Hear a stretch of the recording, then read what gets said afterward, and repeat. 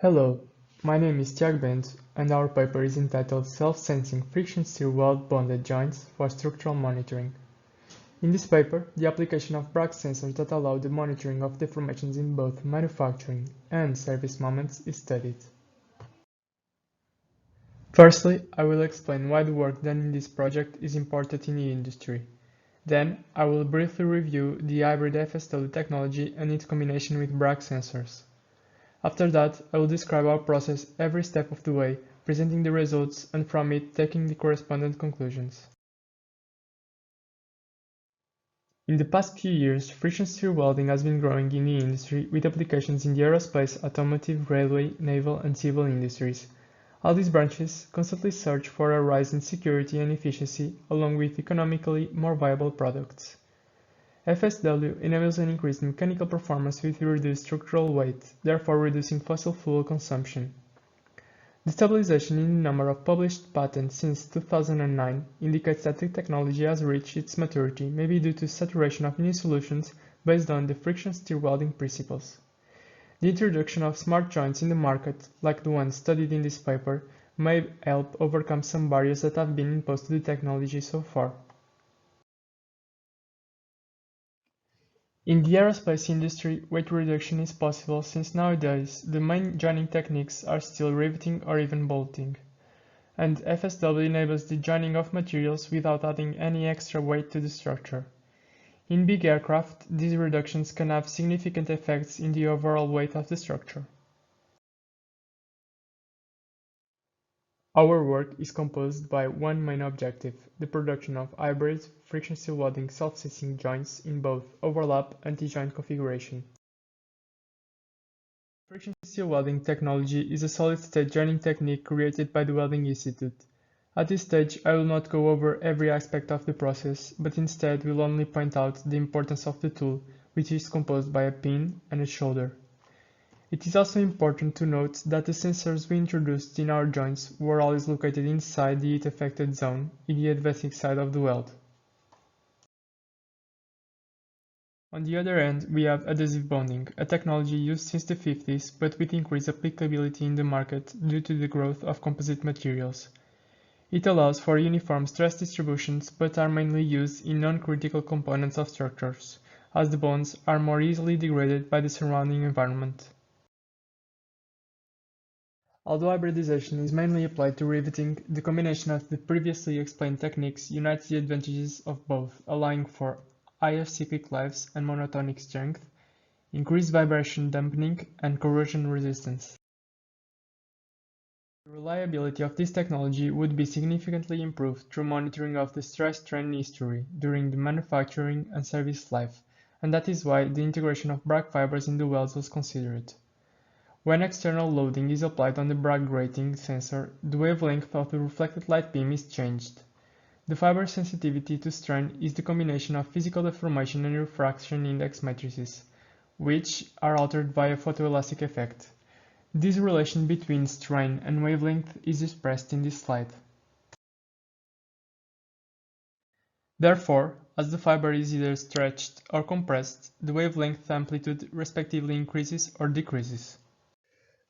To measure the strain, the fibers were connected to a machine that acted both as a large wavelength light source and as an interrogating unit.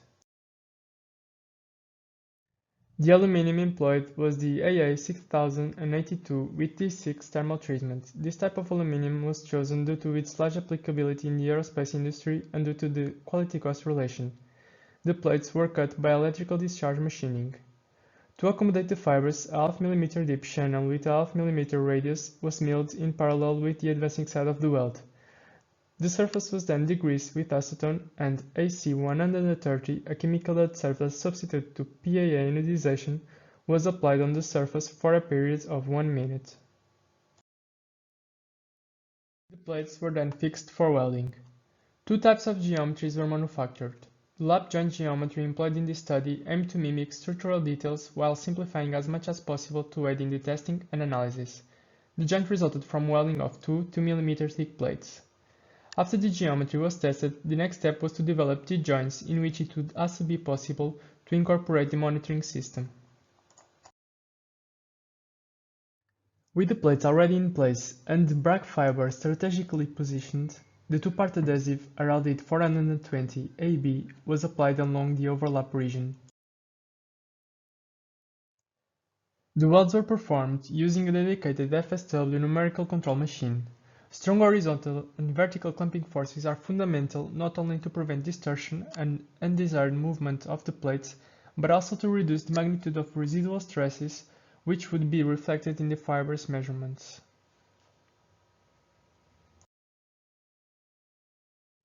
The two geometries of smart joints produced for this work are present in this slide, along with the set of welding parameters. The finite element abacus models were created based on a macrostructural analysis of the joint's cross-section. Only linear elastic material properties were used in the models, as it was not intended to model failure and as the goal of the instrumentation of the joint is to detect flaws in service. Therefore, there is no need to model the behavior beyond yielding. The results presented in this work are from standard abacus implicit simulations. Now, I will begin by presenting the results obtained during the welding process. Note that, due to the fiber's operating range limitations, an absolute value of microstrain around 1205, two portions of the data had to be extrapolated recurring to polynomials. Moment 1 represents the plunging and dwell time. During this period, no strain alterations were measured in the fiber. As the tool progresses towards the location of the sensor, the strain increases until a maximum value is achieved about 66 mm away from the Bragg measuring location, moment 2. Up until this point, the stress direction on the fiber has been in the direction of the tool, fiber in tension, but its intensity starts decreasing until it reaches a minimum when the pin is parallel to the fiber position, moment 3.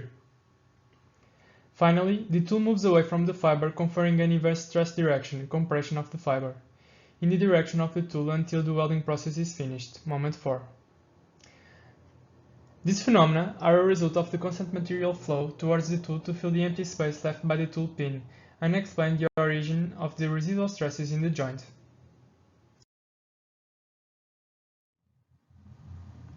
After welded and cured, the smart joint was submitted to a tensile test. The load which the real specimen and the model were subjected to is presented in function of the Bragg fiber's readings.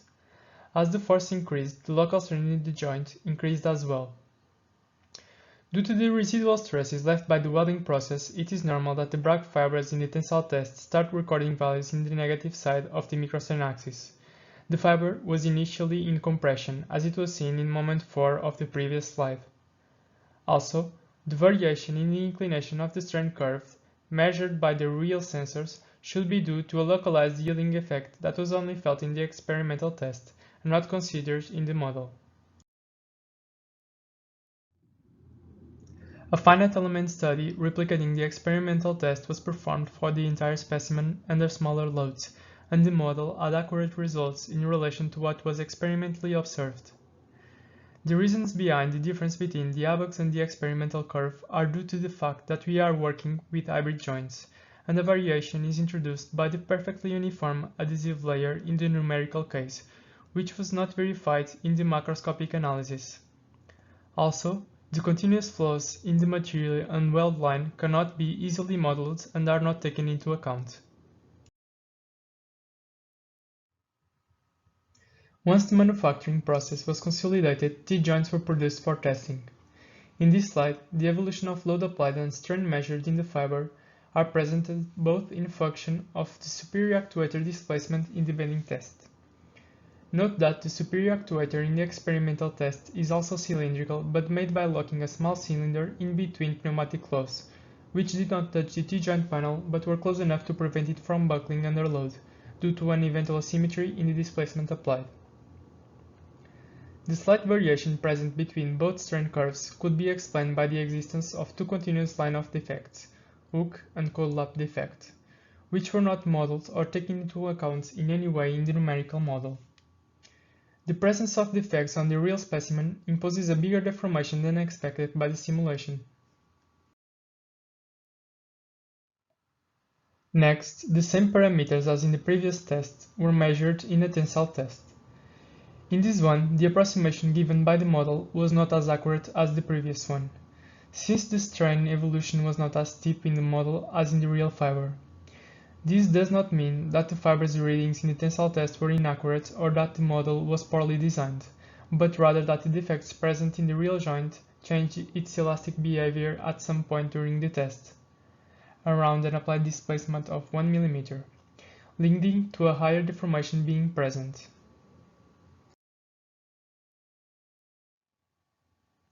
This work proved that Bragg sensors could be incorporated in hybrid friction stir welded lap joints, developing the capability of constantly monitoring the structural integrity of the connection. It's also important to note that the production of smart teeth joints, which were tested under bending and tensile loads, reinforced the future applicability of this monitoring technique. Structural integrity in critical structures is essential so that it can resist the possibly harsh external conditions of its work life. So, this ability to monitor the connection's condition and growth of eventual cracks is of paramount importance. Thank you all for your attention.